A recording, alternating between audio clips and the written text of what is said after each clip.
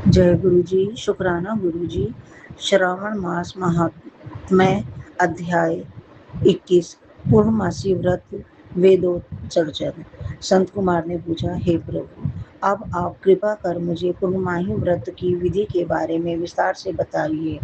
इसका महात्म्य जानने से सुनने वाले और श्रवण के इच्छुकों की चाह बढ़ जाती है। शिव बोले, हे संत कुमार, श्रावण मास में पूर्णमाही को अथवा पोक्ष मास में पूर्णमाही को वेदोत्सर्जन होता है। इसके लिए रोहिणी नक्षत्र अथवा पौष मास की प्रतिपदा तिथि कही गई है। अपनी अपनी शाखाओं के अनुसार अन्य समय उपाकर्म और उत्सर्जन के लिए श्रेष्ठ बतलाए गए हैं।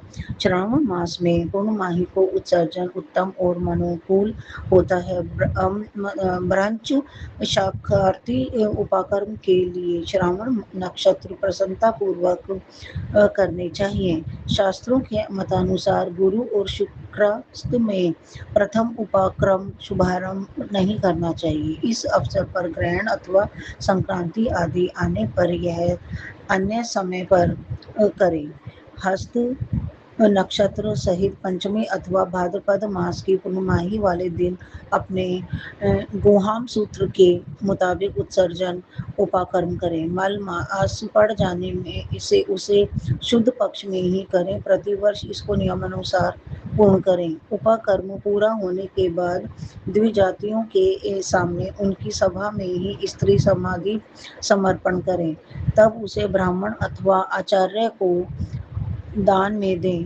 प्रथम तांबा, चांदी अथवा सोने के पात्र में एक सेर गेहूं के ऊपर आटे का दिया रखकर उसे प्रतिष्ठित करें। तेल अथवा घृत से भोग लगाकर 3 बत्तियां और पान के साथ उसे दक्षिणा स्वरूप ब्राह्मण को दान दें। ब्राह्मण का दीपक का पूजन करते हुए यह मंत्र बोले, मैं यह उत्तम समाधि दक्षिणा एवं पान देवार्थ दान कर रहा हूँ। इस प्रकार मेरे समस्त मनोरथ पूर्ण हो तथा मुझे पुत्र पौत्र एवं धन संपदा प्राप्त हो, मेरे यश की वृद्धि हो। इस तरह 5 वर्ष तक यह विधि संपन्न करने के बाद ही उद्यापन करें। इससे देव स्वरूप भी प्राप्त होता है एवं अपनी सामर्थ्य अनुसार ब्राह्मणों को रुपया, पैसा, धन, धान्य भी दक्षिणा स्वरूप में दें। शिव बोले, हे संत कुमार, मैंने तुम्हें सब वृतांत कह सुनाया है। श्रवण कर्म भी उसी रात्रि को करना चाहिए। तब वहां पर सर्प की बलि भी दें। ये दोनों कार्य अपने गुहाम सूत्रों के अनुसार ही करें। उसी दिन प्रभु हयग्रीव का अवतार पड़ता है। तब प्रभु हयग्रीव जन्मोत्सव का उत्सव भी मनाना चाहिए। जो हयग्रीव के उपासक हैं उनके लिए यह अत्यावश्यक है। प्रभु हयग्रीव का जन्म श्रावण मास की पूर्णमाही को श्रावण नक्षत्र में हुआ था। तब समस्त पापों का विनाश करने वाले सामदेव का गान हुआ था।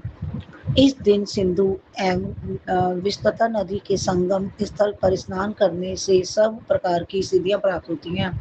उस समय साम वेद का श्रवण एवं पूजन करना चाहिए। तत्पश्चात रिश्तेदारों नातेदारों के साथ भोजन एवं क्रीड़ा करें।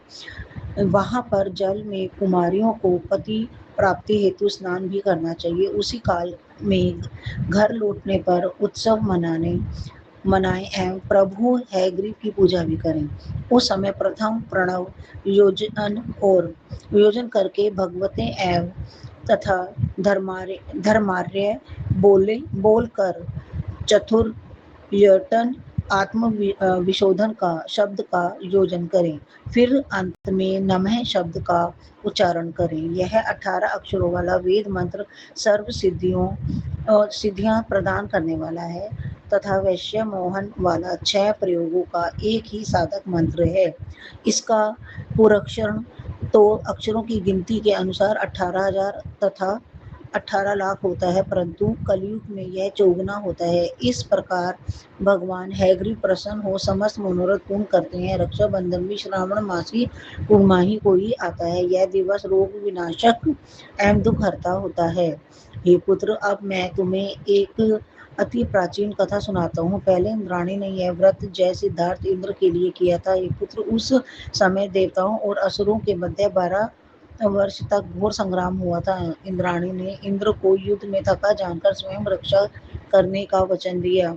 उन्हें पूर्णमाही का शुभ मानकर उस दिन मंगलादि के बाद अपने पति के हाथ में रक्षा कवच धारण करवा दिया था। इंद्र ने भी यह कवच धारण कर ब्राह्मणों के सहयोग से स्वस्ति वाचन के बाद अपनी सेना सहित राक्षसों पर धावा बोल दिया। देखते ही देखते सुरों ने असुरों को पराजित कर विजय प्राप्त की। शिव बोले, हे पुत्र, मैंने तुम्हें रक्षा कवच का प्रभाव भी कह सुनाया है।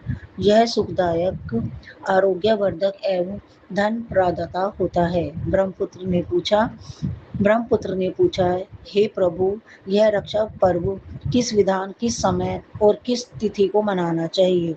इस पर भगवान बोले, हे वत्स, यह पर्व श्रावण मास की पूर्णिमाई को आता है, अतः उस दिन स्नान आदि से निवृत्त होकर ध्यान करना चाहिए। सायकाल पूजन के पश्चात पितृदेव और ऋषि का तर्पण करें। सर्व पात्र की सुरक्षा बनवाकर उसे सोने के धागे में बांधकर मोतियों की माला से विभूषित कर उसे सरसों व चावलों के भीतर रखकर सुंदर बनाएं। उस स्थान पर पहले कलश रखकर पूर्ण सूत्रों के द्वारा उसे रक्षित करें।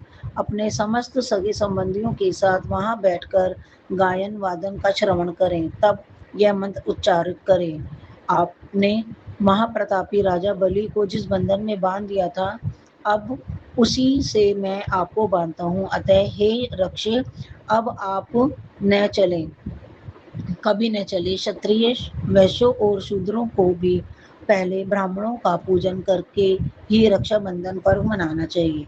इस प्रकार जो कोई रक्षाबंधन करता है वह सब दुखों से मुक्त हो साल भर हर्षित एवं उल्लासित रहता है। विधि विधान एवं नियमानुसार यह पर्व मनाने वाला पुत्र पुत्रादि धन संपदा से युक्त हो पूरे वर्ष प्रसन्नचित एवं सुखी रहता है। भद्र का में रक्षाबंधन कदापि न करें। श्रावण मास महात्म्य। जय गुरु जी। शुक्राना गुरु जी। पल पल शुक्राना गुरु जी।